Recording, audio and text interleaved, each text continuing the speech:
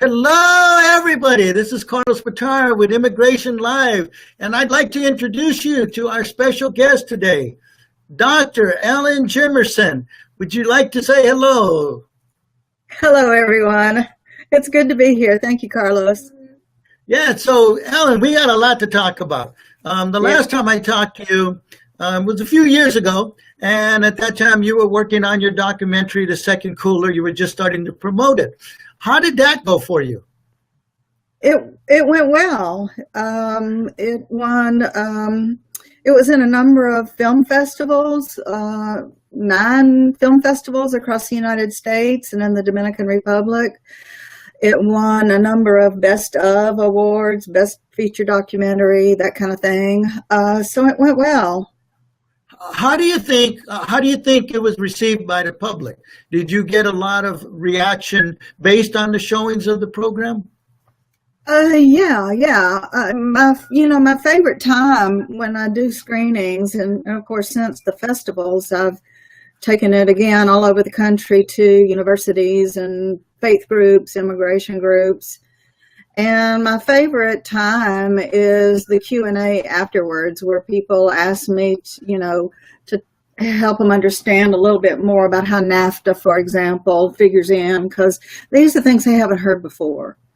So, and of course there are people who are offended, but not too much. That was actually my next question is, did you find that the show offended very many people? And I mean, you said it offended some, but you took a very controversial stand with that film. And so would you like to share the reaction to that, the good and the bad?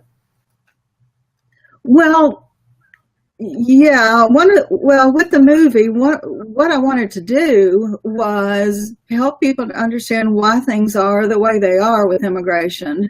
So I didn't see any point in making yet another documentary which is all about the struggle of crossing, and then everybody cries at the end, but they have no idea what it is they're supposed to do or what the real problems are.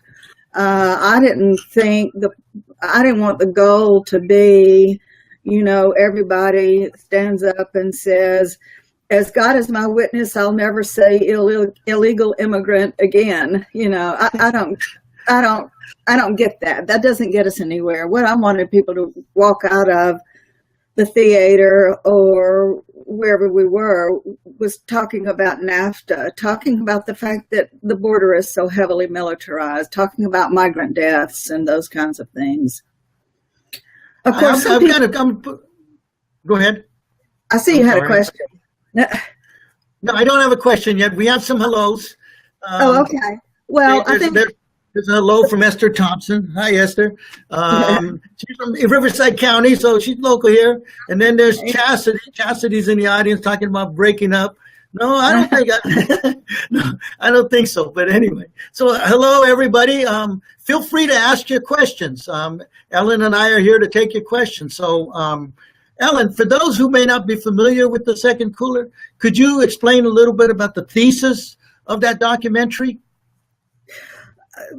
The thesis is that I haven't even read my own blurb in a while. I'm surprised I caught you off guard with that topic. I'm sorry.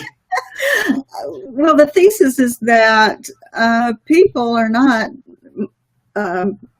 migrating illegally because they've all of a sudden, develop some sort of disregard for law and order, or don't want to do things the right way, or want to come to America so they can have luxury items. The thesis is that they've been pushed by our policies, particularly NAFTA, and that we knew at the time we signed the North American Free Trade Agreement that we were dislocating people, particularly very poor people, peasant farmers, small business people. And because we knew it, we decided to militarize the border to try to control those displaced peoples. Ellin, do you think the militarization of the border was oh my goodness, look what we did after the fact? type of reflection and policy, or do you believe that that was always part of the overall policy, even when NAFTA was enacted?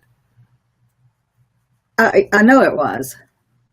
Okay, would you like to explain that? I mean, was it there from the very beginning of, you know, neoliberalism and those kinds of policies? Maybe not, but the border, you know, was militarized and beginning to be militarized at the signing. And if you read in the NAFTA, you can see an acknowledgement of what's going to happen. And then you see in the Southwestern Border Strategy, which was developed concurrent with the signing of NAFTA, that the strategy, the policy, was to send a limited number to make the cross, as it says in the agreement, so costly that migrants will stop trying to come. So they closed off the urban areas and deliberately pushed people into the Sonora Desert and places like that.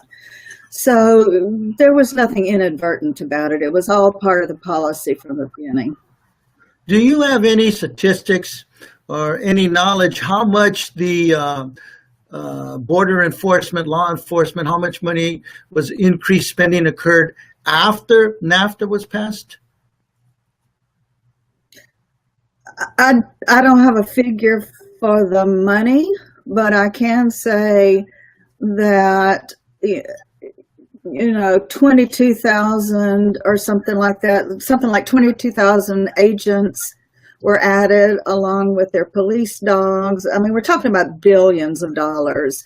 Right. You know, it takes an awful lot of money to put up a long wall.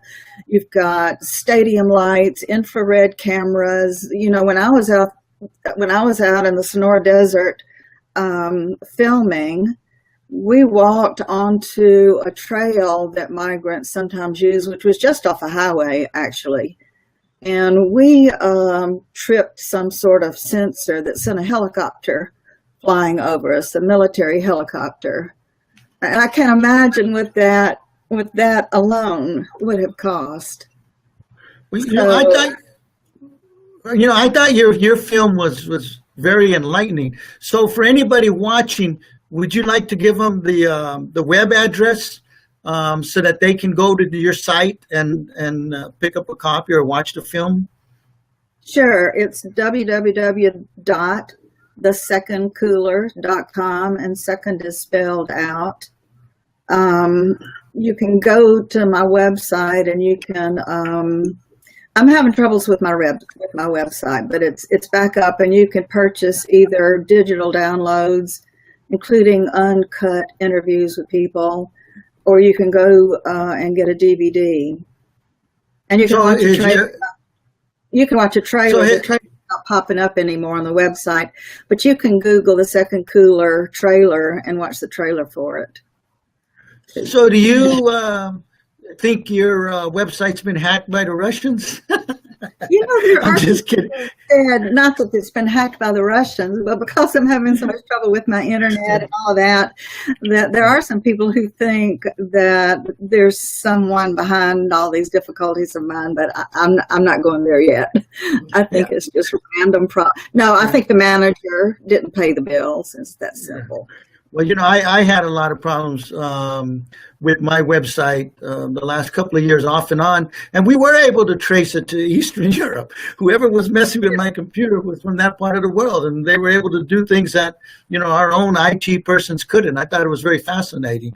So the idea of hacking long distance, to me, which is not a topic I'm going to address right now, but you know, to me that's real. I mean, I know it's real because it happened to me, and my site was actually taken down for about 3 or 4 days at one time because of that, and it was very hard to get it back up.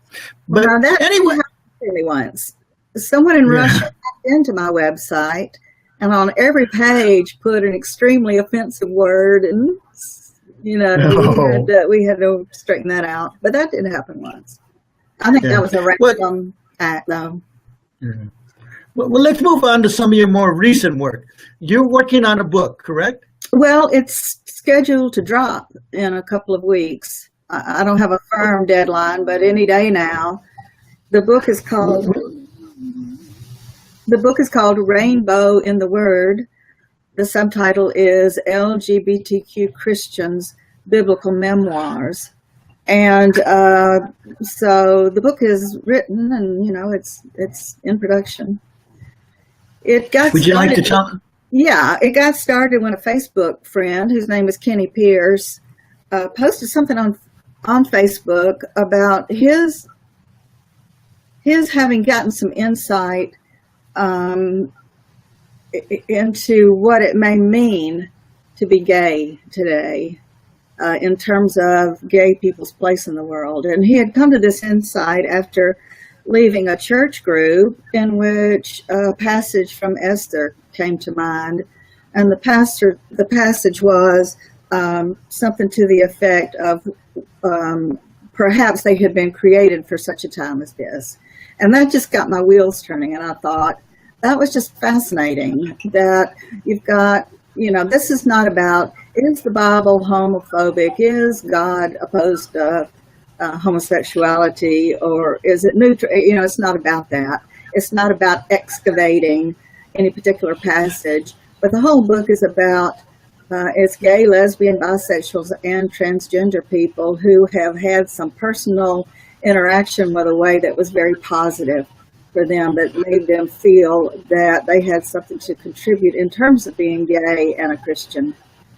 Now, for those of you who aren't familiar with Ellin, let me tell you that she has a PhD in American history, and she's also a minister, an ordained minister. So, Ellin, now I know you've been involved in religious ceremonies, handling the gay and lesbian community. What type of reaction have you experienced, due to those activities? Well, what you're referring to, I think, is that I officiated the first same-sex wedding, certainly in Madison County, Alabama, maybe in the state of Alabama. I don't know. It depends on who got there first. It was the day the Supreme Court said that it was, that it was legal across the country. So I officiated the first same-sex wedding. It happened to be a Black lesbian couple from Birmingham who also were Baptists and wanted a Baptist. And so I just, I was picked for that. In terms of the reaction, on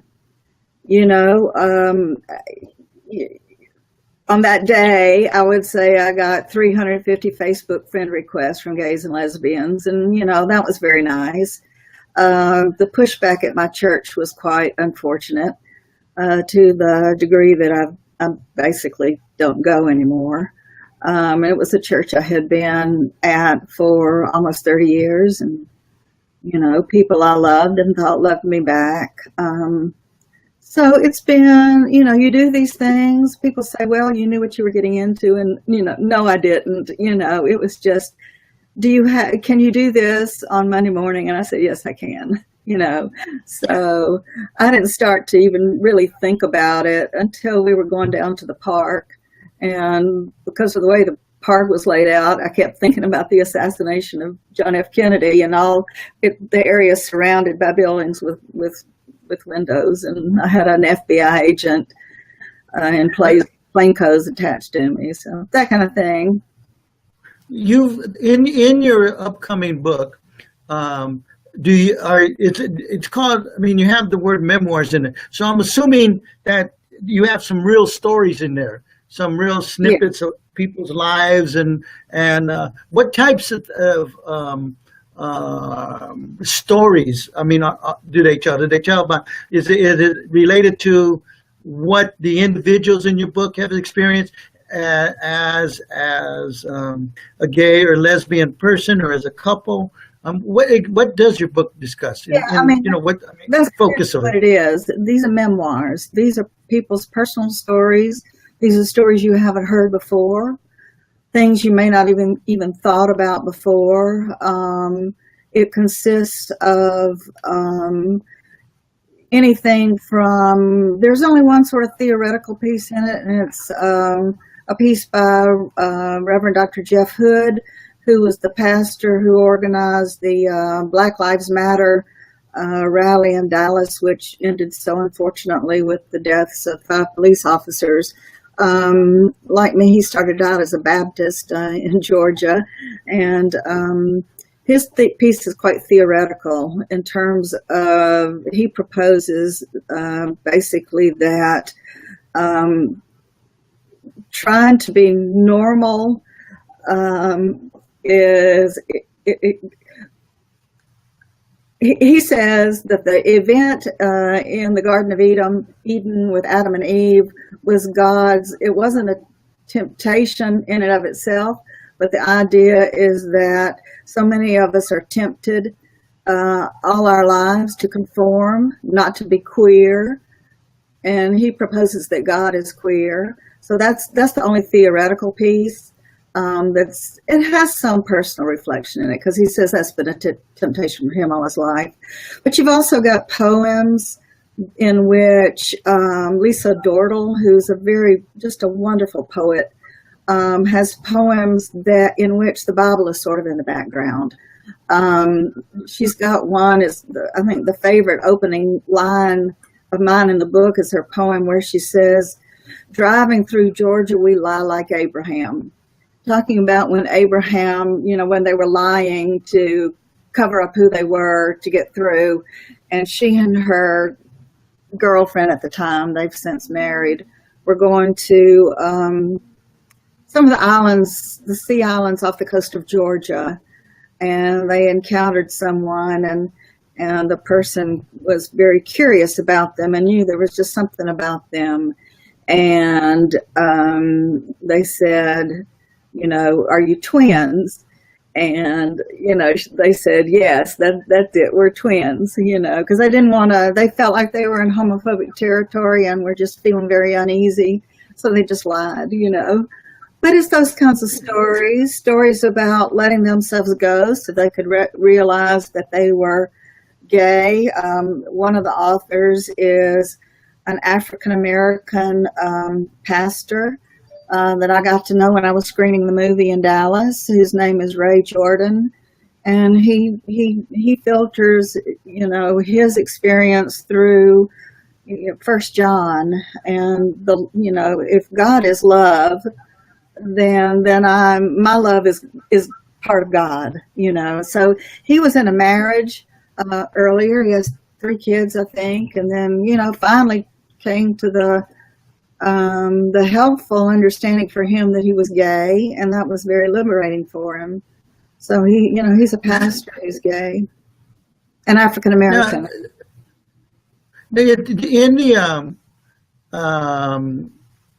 In the Christian community, do you find the acceptance of lesbian and gay marriages to still be a minority position? That would be hard for me to say. There's so many Christian communities. And I've always been, around people who are, and I make friends with people who don't tend to be so concerned about it. But I have other people, relatives who are Christians who just don't get it.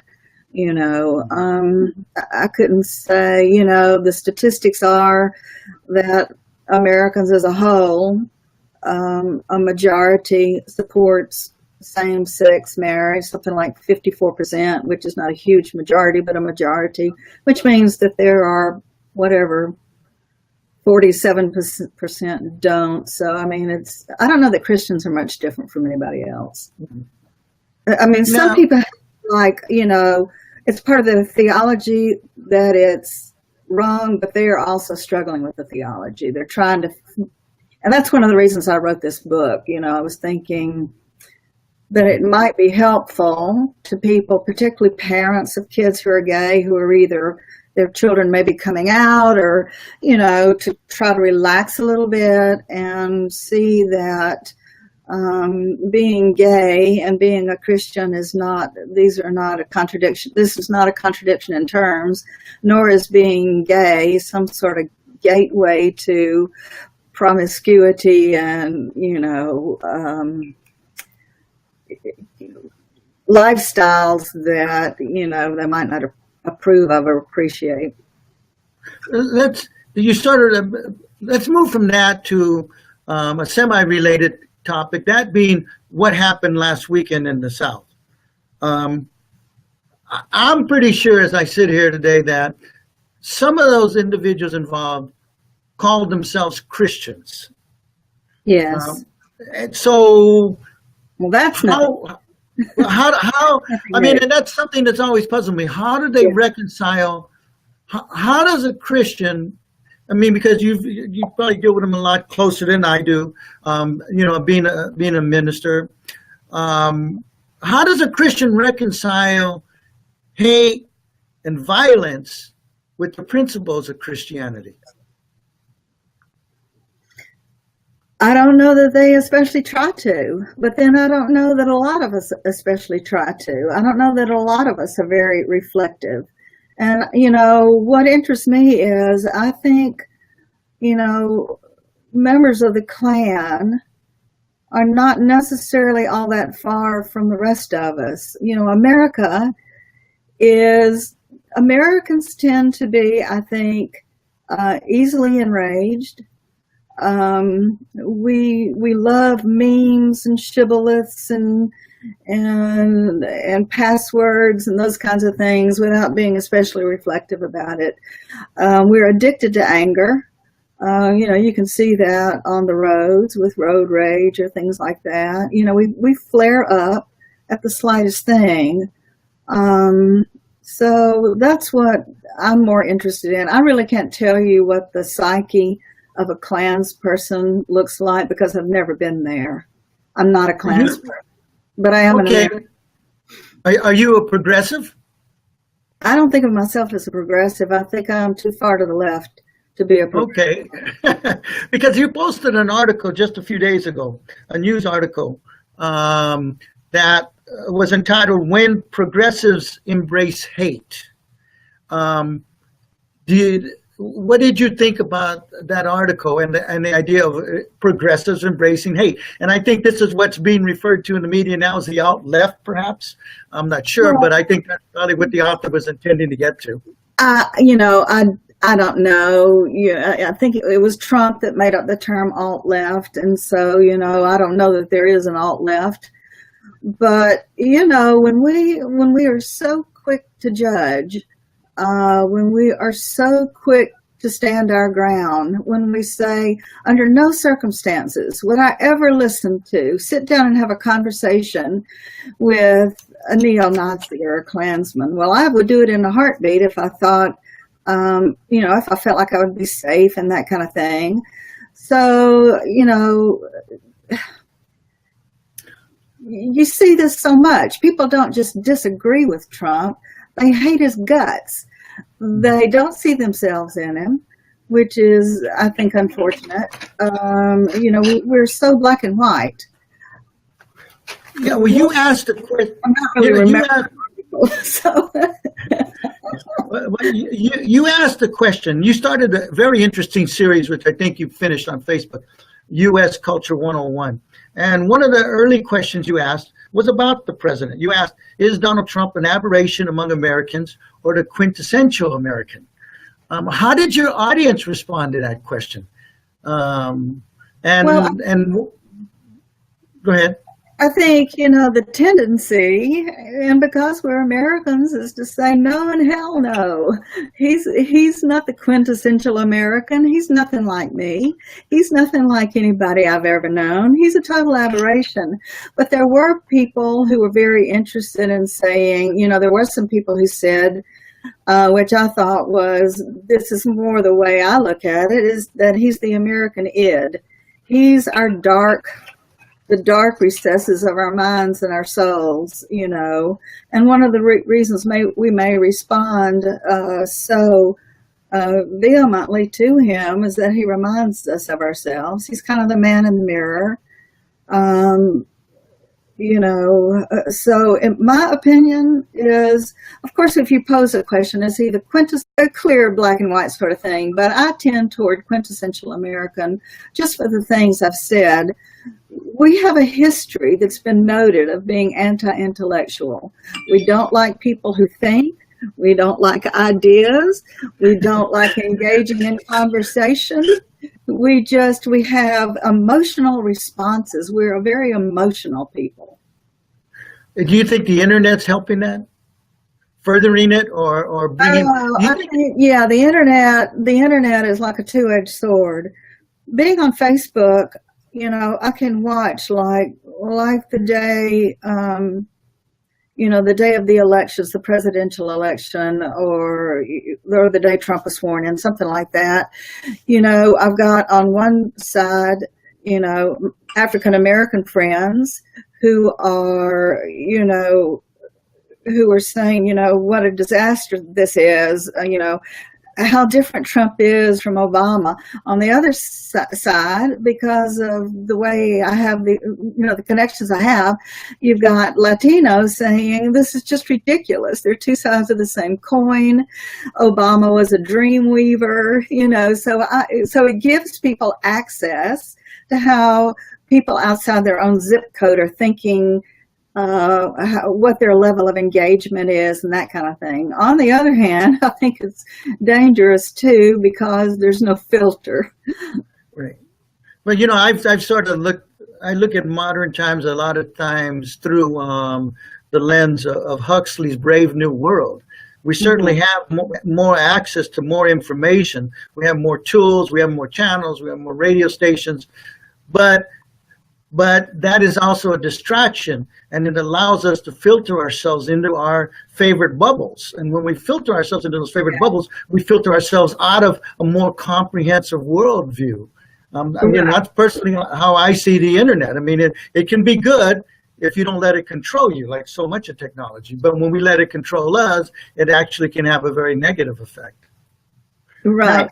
Great. Yeah. And I think that's interesting what you say. It almost creates a bubble that you don't have in a neighborhood where you're constantly, bumping up to people and having engagements with people who may agree with you on some things but don't agree on other things, and you just have to find a way to get along.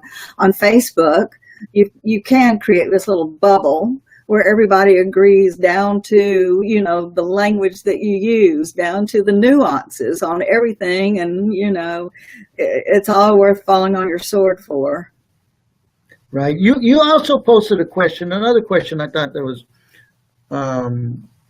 very, it reached to our fundamental nature as a nation.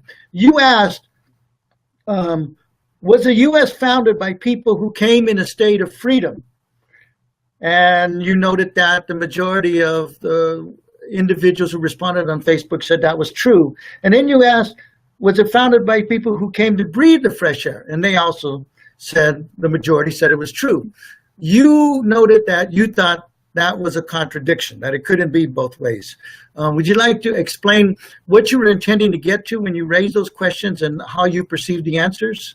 I think a lot of my questions were put as a true false, not a question, but a statement. I think the statement was something like 3/4 of the people who came to the United States prior to the time of Jackson or something like that came in a state of unfreedom. In other words, they came as slaves, but they also came as indentured servants. They came as apprentices. They came as prisoners. They came as in a state of unfreedom. We focus so much on slavery, and we're so intent on saying slavery was so different from anything any white person ever experienced, and to a large extent that is true. But what is not true is that everybody else came free. They came because they made a decision to come. And the narrative is that people besides slaves came to breathe the free air. They came for the freedom of expression, the freedom of religion. And that's just not true. Factually, at least up until the time of Jackson, it just is not true. People came because they were pushed, just like immigrants or migrants who are come today are being pushed out of Mexico and Central America. They were pushed from Germany, from Ireland, from Scotland, from Italy. They were pushed. When folks talk about the immigration, the migration crisis at the border and what's going on in other countries around the world, they often talk about push and pull factors. Right now, you were mentioning and referring to the push factors. Do you think the pull factors have any play in people coming to the U.S.? And if so, is the push or pull factor, does one or the other have a more dominant role in the numbers of immigrants that want to come to this country? Well, I think the push factors have always been, it's hard to say which is more important than the other. But the push factors, I think we need to look at them because, it helps us to understand that people are not coming to breathe the free air. They're coming because they have few options, and they're even coming because of our policies. Are there pull factors? Yes. Part of the pull factor for Mexicans and Central Americans and even South Americans or Caribbeans is the proximity of where they are to the United States, where they have some hope of having a job that will put food on the table and a roof over their heads and make life better for themselves and their children. I think the mistake we've gotten into is, though, once again, not looking at the complexity of the situation. And those of us who are migrant advocates want to say there is no downside for anybody for migrants coming. Once again, we've constructed a motto that is not necessarily borne out in fact, that they only take jobs you don't want, which has an element of truth in it, but that serves as a cover-up for the fact that they're being abused, oppressed, having their wages stolen, threatened with deportation. Their families back home are being threatened so that they can be controlled. They're being sprayed with pesticides. They're not given breaks out in the field, those kinds of things. So when we just say so casually and cavalierly, they only take jobs you don't want, and that's the end of the discussion, that's such a mistake because it serves as a cover-up to so much that is oppressive. And if the argument is that, there seems to be also in that argument that agriculture, for example, is inherently abusive and oppressive. And that just isn't the case. I've said many times that this basically is the argument that the slaveocracy used. If we don't have slaves out in those fields, are you going to go out there and pick that cotton? Are you going to do it for 12 hours a day, no matter the weather, for very little in return? Of course you won't. Therefore, we need slaves. The economy depends on it. And, all of those bogus arguments that were made. Now, you had referred to the president and Obama a few minutes ago. And you also posted an article on Facebook just a few days ago. It was a Washington Post article. And the title was, "Trump is deporting fewer immigrants than Obama, including criminals." Knowing that, whenever you post an article, there's something that you want to, some idea, some thought you want to get to the individuals reading it. What was your take on that article? Well, yeah, and I'm glad you brought that up because not every time I post an article am I pushing the point of view. Sometimes I'm very, very curious to see how other people respond. But that particular article was Matthew Culkin, whom I think you know. He's another immigration attorney in Buffalo, New York, had posted that.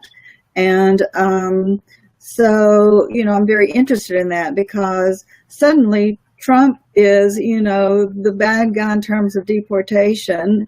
And, we never quite got around, except for people who had a dog in the fight, to talking about Obama and deportation. And, the idea was any deportation Obama was involved in, he was trying desperately to stop and those kinds of things, which are it's a nonsense narrative. But according to the Washington Post, the figures are that in the same period of time in Obama's administration, Trump has actually deported fewer people, and including criminals. Now, when you talk about the issue of who's a criminal and who isn't, you're also getting into, a territory that has to be nuanced. There are criminals who are criminals because they crossed the border the second time, and there are criminals who, drive their car into a crowd of people. That doesn't tell us much to say, but, according to, I suppose what it meant was people with felonies on their records. But one of the answers to that, it doesn't, and one of the things I'm also interested in, I'm not particularly concerned about the goodness of Obama's heart or Trump's heart. I'm not really concerned about whether they were racist in their hearts or racist, either one. What I'm concerned about is their policies and what's actually going on. And one of the answers that the Washington Post, the writer of that article, proposed was that there have been so many arrests under Trump that the courts are even more backlogged than ever, that they're not getting to the cases. So this is not to say that Trump's heart is purer than Obama's, which, not even I, trying to be open-minded, would ever conclude. I find Trump to be repugnant, for the record. But I don't know what that indicates about Trump per se. I think it indicates probably a lot more about what's going on in the system. But you would know more about that. Well, yeah, talking about the criminal law and the intersection of criminal law with immigration law, that's hours of discussion there. A lot of nuances. But I've had a very strong opinion on DACA. And so, there's debate now whether DACA survives or it doesn't survive. What's going to happen? I mean, you just had the 5th anniversary of it, and there's a lot of hoopla, and we need to protect it against Trump, and there's new legislation. So the question is, if DACA was to be terminated, and if immigration officers started going after more aggressively some of the recipients of DACA protection in the past, who bears the blame for that? Well, thank you. Is it Trump or is it Obama? Well, it's not just Obama. It's the people who call themselves immigrant advocates, who rush to sign people up, who never really, who didn't even look at DACA in the context of Obama and his overall policies toward unauthorized migrants, who haven't even looked at, the fact that so many, that comprehensive immigration reform was first and foremost a border militarization package. It never promised anything of real substance to immigrants. So, those people who were the advocates were so uncritical, not even willing to go to the Department of Homeland Security's website and read up. It was always a problem that put people at risk. How could it not have been? When you've got people who have no legal status and they're coming out of the shadows where they've managed to stay for years and years sometime, having a job, keeping their families together, and they're enticed to come out and to register with the Department of Homeland Security, the very department that's oriented to their deportation, and turn themselves in for a 2-year work permit and perhaps the chance to go to college. It was always reckless. It always was not careful. And that's what upsets me so much. Not just the policy, but the fact that so many advocates rushed to get people into this program without even looking for themselves into whether it was a dangerous program or, or even talking with those people. I mean, even if you look at the program itself, it was going to give it's a deferment. It's not a protection. I don't care what the New York Times says. It was never a protection of deportation. It was exactly what it said, which was a deferment, which means a postponement. So, but you look and say, if the years, I think, were from 15 to 35 or 16 to 35, why not the 12-year-old sibling Why not the 40-year-old uncle? Why this particular population? It's not just dreamers. It's not high school kids going to college. It went up to 35. My conclusion, the most obvious conclusion, and the reason why it was tied to a work permit, is that you can then get, workers in certain industries, which are in a delicate situation. They've turned themselves in. Earlier today, I think it was today, maybe it was yesterday, it was either Chastity or Lisa, both who are watching the show right now. One of them were talking about the events on last weekend, and they posed the question of who's to blame, and of course there's a lot of bantering going on about that.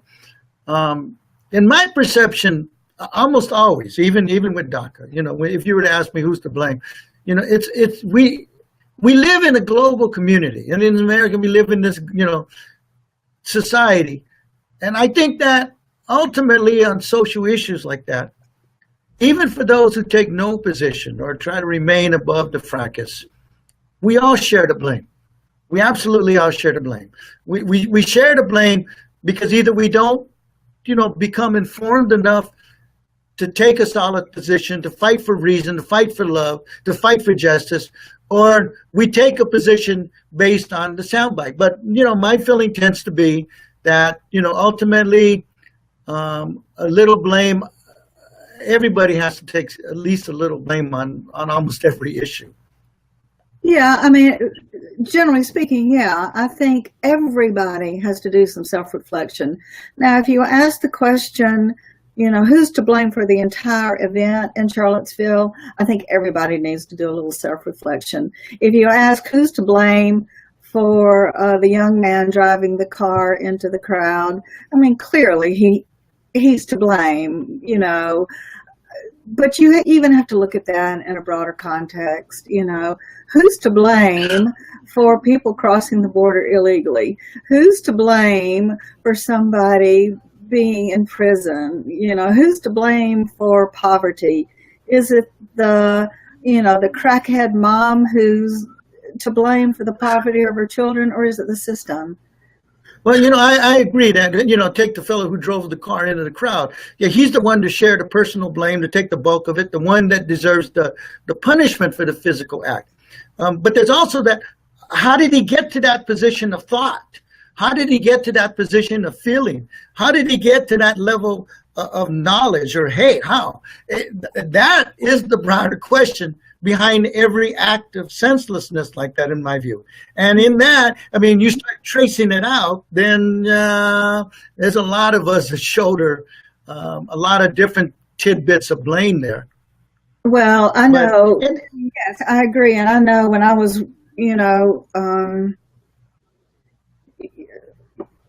I've been to the border, and people always said, when I went to the border for the first time, be careful, Ellin, and I was like, well, I don't sense any danger. I know who I'm going with. I know what the situation is. And I heard that again when I went to South Dakota. Be careful, Ellin, be careful. It's dangerous out there. And I didn't think it was. But when I was watching what was going on in Charlottesville, I just had a feeling that it needed to be stopped, that it was just a powder keg waiting to explode. And I know this was foolish of me and naive and clutching at a desperate straw. But I put on Facebook, why not get some of those clergy people to try to talk to them, just not talk to them and listen to their ideologies, but just try to get in there and say, son, I want to talk to you. I want to know what's going on here. I want to tell you that I love you, and I just want us to go somewhere and talk. I just felt that if they didn't do that, it was just going to explode. And so, but people took my question as, you must be an idiot. What the hell is the matter with you? Those kinds of things. But even people that I kind of know are like, why would you sit down and listen to their Nazi spiel? Which was not at all was what I was intending. One of the things that was going through my head was that sometimes, I don't know anything about it, but I do watch Law and Order, and I know sometimes when you get in a really bad situation, you know, and there's a hostage or something like that, you have hostage negotiators come in and try to diffuse the situation rather than aggravating it, trying to win the confidence of the person, showing some empathy, showing some relationship. And it was just like I was watching on TV and just going, oh no, oh no, oh no, do something different.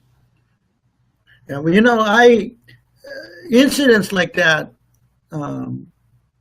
they really forced me to test. I mean, they really test some of my deep-seated beliefs. I mean, you know, I strongly believe in freedom of speech. I mean, I believe freedom of thought, freedom of conscience. I mean, and I, you know, I studied under Professor Larry Tribe, who, I mean, his way of phrasing it was that the First Amendment means nothing unless we protect the thoughts we hate. And I strongly believe that. And so, okay, so you have these messages of hate. But the question is, it's the acts, and the acts is what can be regulated. And certain words and certain, you know, behaviors and certain environments can cause those beliefs to turn into very destructive actions, as we saw. But the question is, we have to get, when we see thoughts like that, we have to dive into it and say, wait a minute, this is why I disagree with you. Can we have a coherent discussion? Now, this is where I see, going back to a topic we discussed a few minutes ago, a lot of potential for a platform like Facebook, but I also see a lot of failure, because when questions like that are posed, like some of the questions you pose have some controversy to it, and people start they don't deal with it rationally or reasonably. They throw a flippant one sentence answer with a curse word in the middle of it, or they start calling people names. It's like, how can we as a society survive unless we can talk to each other about what we disagree on, unless we can agree to disagree and do it rationally and civilly. And that's, you know, and that's a real problem. And I see it really big in immigration, as you know. It's a real big problem in immigration. I mean, people they draw the line in the sand, and that's it. They're not open to hearing anything. And that really bothers me, and I'm sure you get it a lot worse, being in the neck of the woods where you're at. I mean, no, not on Facebook. I mean, you know, Facebook's all over, so I won't let Alabama take the fall, or even the South. But yeah, I mean, you know, I just saw Chastity say, and she's saying again, you can't talk down hate that's been bred into them. But, you know, I grew up in the segregated South, and no, you can't talk down the individual if what you want to do is to change their minds. But one of the things that did happen in the South was that people put some strategy into it, like the strategy of nonviolent resistance, where they drew the inherent violence of the system out into the open, where people could not turn away anymore. That was a strategy. Yelling epithets at people, calling them Nazis, and, you know, that's not a strategy any more than calling somebody a faggot is a strategy. It's just a release, and it doesn't get anywhere. But, you know, you can also find instances where people got to know, you know, back in the day, members of the Ku Klux Klan, or even today, some of the more recent neo-Nazi groups, where they do get to know people and they do change their minds. Sometimes people just need to be listened to. You know, you say you talk down hate. Well, no, if you do all the talking, you're not going to win anybody over. But if you do some listening, not to the ideology, but to the life, to the experience, I mean, that's why people go into prisons. You know, even on death row, you go in there, you're not going to change anything other than let somebody know you love them and that you're willing to hear what their life has been like. That's an interesting position. As you were talking, I was thinking about people that get into programs like AAA, or when they go to prison, you hear, I reform, I found the Lord, or I changed my ways, and you see how that, and I think what probably happens at that stage is that you have individuals who finally get into that deep self-reflection. And because of that deep self-reflection, they start to see the roots of why they acted like they did, or the roots of why they believed like they did. And so that starts to dismantle the negative, their adherence to negative emotions, to negative thoughts. But I'm no expert in that area. It's just, but that's sort of at the heart of Christianity too, is that people can turn around. They can't. I mean, the Christianity I grew up on was all about, a personal relationship with God, a personal relationship with Jesus, and of course, there are many aspects of the theology and so forth that I don't find much. It doesn't relate to me much. But there is this idea that people can look at themselves and realize, that they've been a miserable human being or whatever's going on, and they can change. People can go to AA, and they may not change the impulse to drink, but they can change that they actually reach for the bottle every day. They can change these things by talking with people. But the other thing I'm interested in too is that this, yelling at people. Why was it, reading up a bit on this young man who drove the car into the crowd and killed Haley and injured so many people. I mean, it just seems like for a long time he was a really disturbed young man. So, why, as a strategy, would we cause people to dig their heels in deeper and turn more and more to each other and box them in and not give them a way out? What I'm interested, in, as I've said several times on Facebook since last weekend, is we need to look at what a good strategy might be. Yelling epithets is not a strategy. It's an impulse. It's something that makes you, it's a release for you. But I was reading, for example, about, what about as a strategy that, the Ku Klux Klan or the neo-Nazis show up, and instead of trying to get 100,000 people there, get nobody there. Absolutely nobody. Dead silence. That might be what we're doing is not working. What we're doing is not working.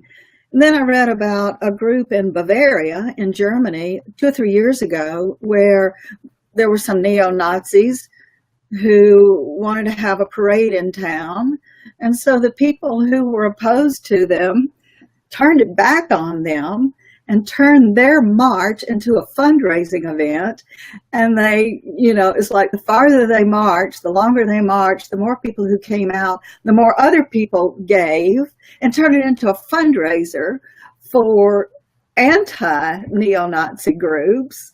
And they were out there encouraging the Nazi marchers, giving them snacks, giving them water, encouraging them, say, only a little more, and watching.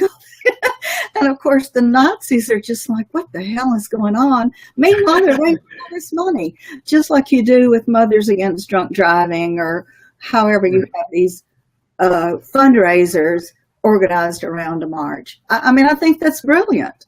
It's something to try. What we're doing is not working. We're causing people to dig their heels in deeper. We're giving them a huge spotlight.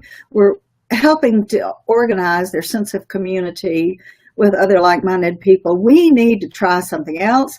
We need to have strategies rather than impulses. And we need to try to love them. Yeah.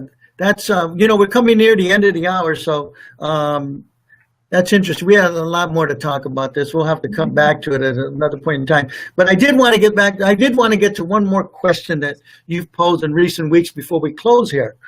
Something near and dear to my heart.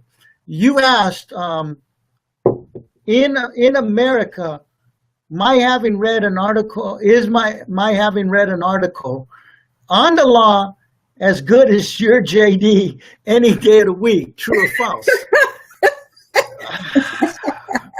Well, oh my God! And I actually had posted that cup before that, But go ahead. That's where we are, and you and I get that all the time. I mean, I've learned enough about immigration, to have a point of view, an opinion, an informed point of view. I do have a PhD in history, and I have, I am credentialed.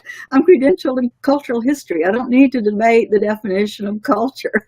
You have a JD, in law. You're a practicing immigration attorney. Why any reasonable human being would ever challenge what you have to say unless they likewise have a JD and a practice in immigration law is just beyond me. But that's where we are. We are anti-intellectual. We don't respect that other people have put years and years of work into accruing some knowledge and have some discipline, that you're not just flying off the handle, but you get on Facebook and, and everybody, it's assumed that everybody's actually an ignorant and just had a thought second.